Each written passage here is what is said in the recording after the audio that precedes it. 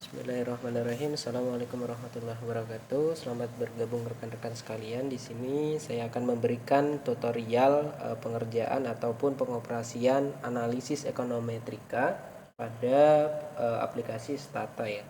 Di sini saya akan memberikan tutorial yang bisa teman-teman ikuti dalam pengolahan data ekonometrika. Nah, sebagai perintah awal ya, setelah rekan-rekan sekalian membuka aplikasi Statanya adalah penggunaan silahkan diketik ya, clear pada kolom komen, clear, kemudian set more of, dan juga capture log close. Nah, ini fungsinya apa? Ini fungsinya adalah untuk men-setting ulang semua pengaturan Stata yang kita miliki. Nah, karenanya supaya file ataupun pengoperasian Stata kita pada data yang berbeda itu tidak dipengaruhi oleh peraturan sebelumnya atau pengaturan sebelumnya, maka silahkan ketikkan perintah tersebut.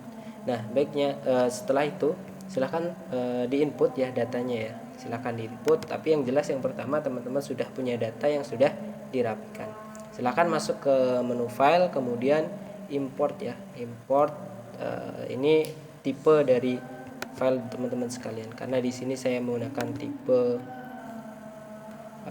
tipe file Excel ya.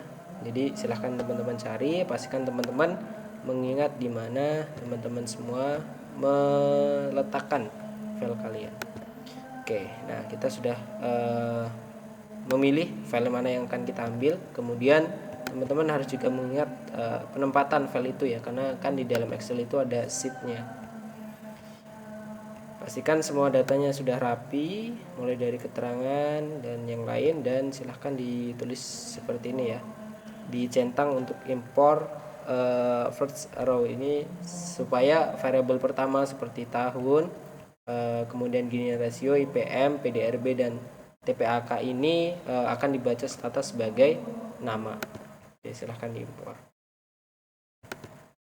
Oke, karena sudah terimpor, jadi kita bisa langsung melakukan pengoperasiannya. Baik, yang pertama kita akan melakukan regresi ya. Regresi untuk perintahnya reg, kemudian variable dependentnya atau variable terikat teman-teman apa? Kalau di sini saya menggunakan Gini rasio ya, yang saya singkat GR. Kemudian variabel bebasnya berupa IPM, kemudian PDRB, dan yang terakhir adalah TPAK atau tingkat partisipasi angkatan kerja. Pastikan dalam komen ini besar kecilnya huruf itu sudah sesuai, karena kalau tidak sesuai akan terjadi error. Nah, baik. Nah, teman-teman di sini sudah bisa melihat bahwa inilah hasil dari regresi yang kita dapatkan.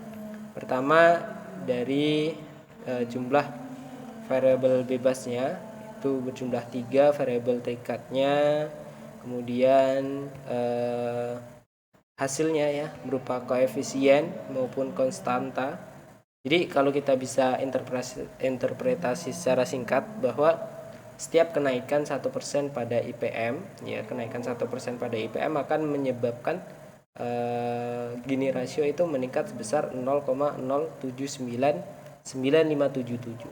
Kemudian setiap kenaikan dari 1% dari PDRB akan meningkatkan atau akan menurunkan ya. Akan menurunkan karena koefisiennya ini adalah nilainya negatif gitu. Sebesar koefisien dari PDRB. Kemudian apabila TPAK ini meningkat sebesar 1%, maka Gini rasio akan turun sebesar minus 0,026796. Kemudian konstantanya itu adalah 0,043, yang artinya apabila semua variabel dependent itu konstan ya, atau semua variabel independen itu konstan, itu nilai Gini rasionya adalah sebesar 0,043825. Oke, nah kita akan melanjutkan dengan pengujian-pengujian yang lainnya. Yang saya maksud di sini adalah pengujian asumsi klasik. Nah, jadi ada beberapa metode yang bisa kita gunakan ya dalam pengujian asumsi klasik ya. Yang pertama adalah pengujian normalitas.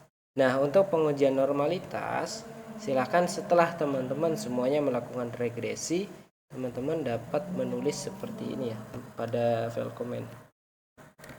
Predict UHAT, result. Pastikan tulisannya itu benar ya. Jadi teman-teman semua, supaya ketika di enter nanti perintahnya dapat berjalan.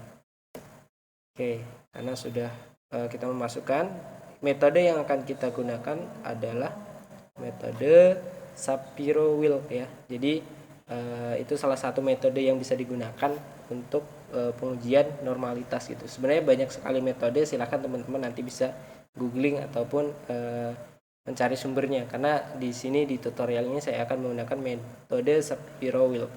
Nah, setelah teman-teman menulis atau mengetikkan predict UHAT ya, teman-teman silahkan mengetik seperti ini. Wilk UHAT. Oke, nah ini sudah muncul ya teman-teman semua. Jadi dari hasil Shapiro-Wilk testnya, teman-teman dapat membaca di sini bahwa nilai probabilitas kita yang kita dapatkan itu lebih kecil dari alfa. Alfa yang kita gunakan adalah 0,05. Artinya apa? Artinya data yang kita gunakan dalam model itu tidak terdistribusi secara normal. Nah, itu uji asumsi klasik yang pertama. Nah, kita akan melanjutkan uji asumsi klasik yang kedua yang bisa kita sebut dengan uji heteroskedastisitas ya. Metode yang akan kita gunakan adalah metode Bruce Pagan ya. Teman-teman bisa menulis seperti ini. Start head test. Oke, teman-teman dapat melihat di sini bahwa dari metode Bruce Pagan ya. Jadi bisa kita lihat di sini, bisa kita baca ya, bahwa nilai dari probabilitas C square-nya ini lebih besar daripada 0,05. Yang artinya apa?